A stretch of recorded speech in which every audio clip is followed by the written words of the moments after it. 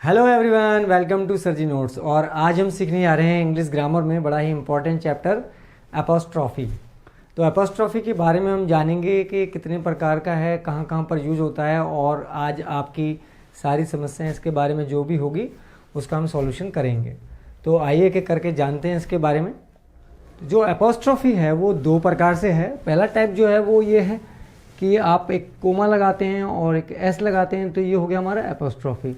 और ये का के की संबंध दिखाने के लिए इसका यूज़ होता है। और दूसरा जो है वो अपोस्ट्रोफी मार्क है, यानी केवल एक मार्क का भी यूज़ होगा और वो भी का के लिए होता है। अब इसको आगे जान लेते हैं।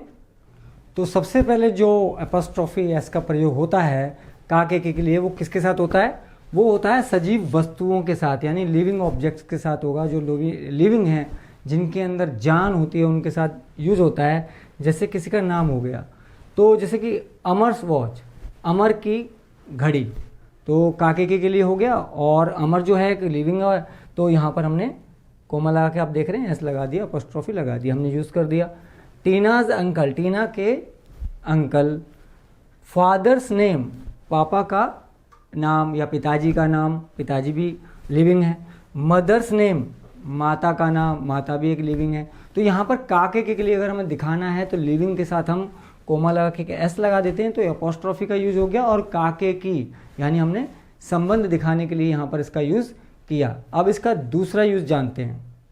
दूसरा अपोस्ट्रोफी का जो यूज़ है वो ये है कि यहाँ नेचुरल नॉन लिविंग थिंग्स के साथ भी इसका यूज़ काके के लिए होगा। अब आप जान लीजिए कैसे। तो पहला एक एग्जाम्पल हमने लिया है, द सन रेज, सूर्य की किरणें, सूर्य की किरणें यहाँ पर यूज हो रहा है। द अर्थ क्लाइमेट, पृथ्वी की जलवायु। थर्ड है द अर्थ सरफेस, तो जो अर्थ हो गया यहाँ पर हमने अपोस्ट्रोफी एस लगा दिया, तो अर्थ सरफेस यानी पृथ्वी की सतह। द मून्स लाइट, यानी कि मून यानी चंद्रमा की रोशनी या चंद्रमा की चांदनी।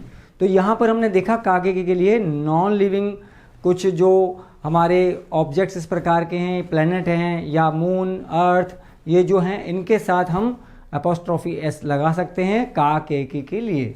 अब इसका थर्ड यूज़ जान लेते हैं। अपोस्ट्रोफी का थर्ड यूज़ है वजन बताने वाले नाउन्स के साथ। तो यहाँ पर वजन कैसे बताया गया है? ए 5 किलोज वेट, तो यहाँ पर जो किलोज आ गया है, यहाँ पर हमने अपोस्ट्रोफी एस का यूज़ किया है, 5 किलो वजन। तो इस प्रकार से वजन वाले सेंटेंसेस में भी काके के लिए आपको अपोस्ट्रोफी एस का यूज़ करना है। अब इसका चौथा जो है, फोर्थ जो इसका यूज़ है, वो भी जान लेते हैं कैसे होता है ये यूज़। अपोस्ट्रोफी का जो फोर्थ यूज़ है वो इस प्रकार से है कि जो प्लूरल नाउन है, यानी कि जो बहुवचन है, वहाँ पर किस प्रकार से हम अपोस्ट्रोफी का यूज़ करेंगे, क्योंकि ऑलरेडी वहाँ पर एक एस है। तो वहाँ पर कैसे होगा, एक एग्जाम्पल देखेंगे हम। यहाँ पर लॉयंस, तो लॉयंस है, तो यहाँ पर केवल आपको एक कोमा लगा देना है और ये प्लूरल के साथ में काके की आपको यहाँ पर दिखाने में आसानी होगी। तो इस प्रकार से आप दिखा सकते हैं, लॉयंस जंगल, शेरों का जंगल। अब यहाँ पर केवल आपने केवल एक कोमा लगा देना है और ये अपोस्ट्रोफी हो गया। यहाँ पर कैट्स होम, बिल्लियों का घर। गर्ल्स स्कूल, लड़कियों का स्कूल, तो वहाँ पर एस एक एक्स्ट्रा इस प्रकार से नहीं लगाते कोमा करके, वहाँ पर तो केवल क्या होगा, केवल एस के साथ केवल एक कोमा आपको लगा देना है। तो जो हमारे प्लूरल नाउन हैं वहाँ पर इस प्रकार से अपोस्ट्रोफी का आप आसानी से यूज़ कर सकते हैं। अब इसके फिफ्थ यूज़ को जान लेते हैं। अपोस्ट्रोफी का फिफ्थ रूल है कि जो कंपाउंड नाउन होते हैं, यानी कि जिसमें कुछ शब्द होते हैं, 2-3 शब्द होते हैं, उन्हें हम कंपाउंड नाउन कहते हैं। तो वहाँ पर अपोस्ट्रोफी का यूज़ कैसे होगा?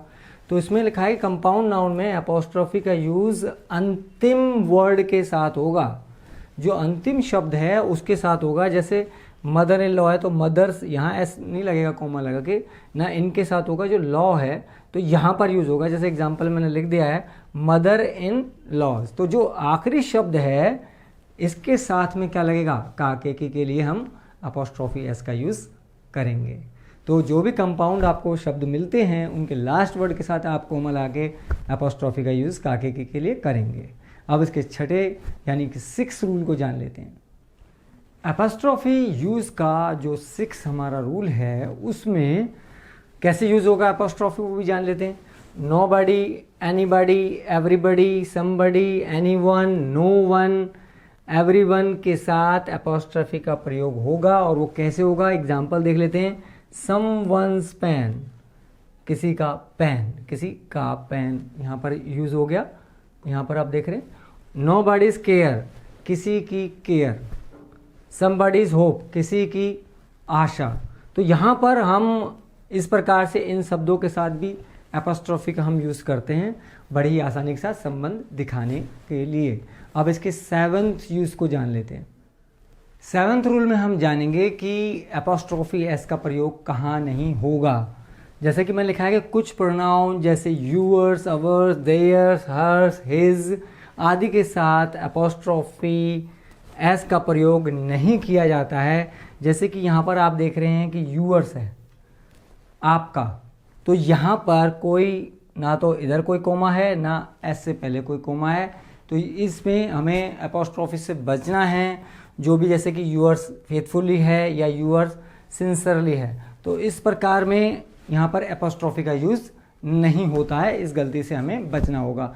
अब हम इसके 8वें यूज़ को जानते हैं। एपॉस्ट्रोफी एस का जो 8वां रूल है कि ये भी यही है कि कहाँ पर एपॉस्ट्रोफी एस नहीं यूज़ होगा, वह रॉन्ग हो जाएगा। तो जान लीजिए से कभी भी डबल एपॉस्ट्रोफी एस का प्रयोग वाक्य में नहीं होता है।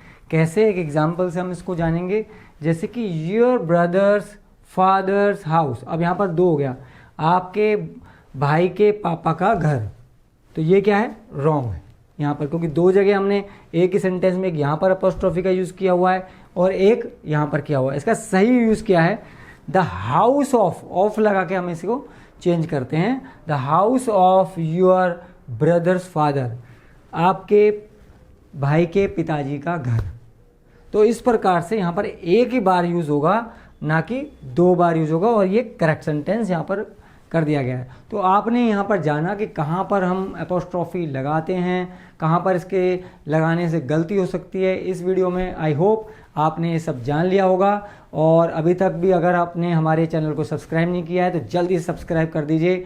फिर एक अगली वीडियो के साथ, इसी प्रकार की इंपॉर्टेंट वीडियो के साथ फिर बहुत जल्दी मिलते हैं। तब तक के लिए जय हिंद, जय भारत।